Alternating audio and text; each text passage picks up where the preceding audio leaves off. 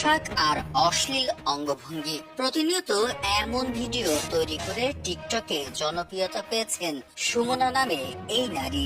অভিযোগ রয়েছে, পরিবারে স্বামী সন্তান থাকা সত্ত্বেও সামাজিক যোগাযোগ মাধ্যমকে কেন্দ্র করে জড়িয়েছেন একাধিক পরকীয়া সম্পর্কে, যার ভয়াবহতার সাক্ষী হচ্ছে খুলনার মানুষ।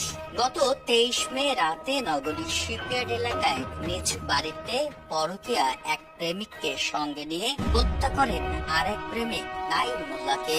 তাকে গ্রেফতার করে পুলিশ। শুধু এই একটি ঘটনা নয়, গত 10 মাসে নগরীতে পরকীয়া ও পারিবারিক কলহের জেরে হত্যাকাণ্ড ঘটেছে অন্তত 8টি। এছাড়া মাদক, আধিপত্য বিস্তার, ইজিবাইক ছিনতাই সহ নানা ঘটনায় মোট 26টি হত্যাকাণ্ড হয়েছে, যা জনমনে ব্যাপক নেতিবাচক প্রভাব ফেলেছে।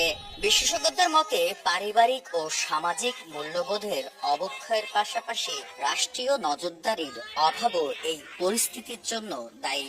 কোনো বিষয় নিয়ে আসলে মতানৈক্য, মতবিরোধ হতে পারে, কিন্তু সেটা যেন হত্যাকাণ্ড এই পর্যায়ে না যায়। আইনের শাসন আছে, আইনের মাধ্যমে যায়। মানে এই যে সচেতনতা বৃদ্ধি করা যায়। আমার সাথে আপনার ডিসপিউট হলে সেটা আমি আইনি কাঠামোতে যাব, কিন্তু আমি আপনাকে কিছু দিয়ে আঘাত করব, মেরে ফেলবো। আইন শৃঙ্খলা পরিস্থিতি স্বাভাবিক রাখতে পুলিশের ভূমিকা নিয়েও প্রশ্ন তুলছেন নাগরিক সমাজের প্রতিনিধিরা। পুলিশের দায়িত্ব উচিত আইন শৃঙ্খলা রক্ষা করা। সে হলো প্রজাতন্ত্রের কর্মচারী, সে কিন্তু কোনো সরকারের কর্মচারী না।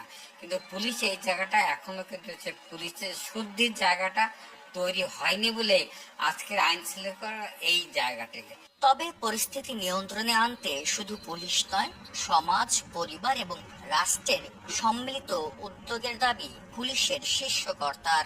আমাকে দূরে সরায় দেবেন না, আমাকে আনফ্রেন্ড করবেন না, আমাকে অবন্ধু মনে করবেন না। আমি আপনার শত্রু না।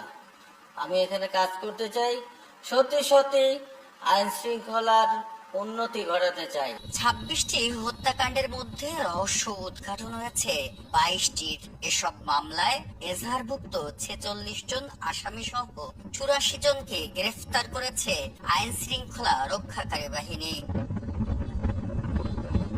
বেলাল হোসেন সজল, সময় সংবাদ, খুলনা।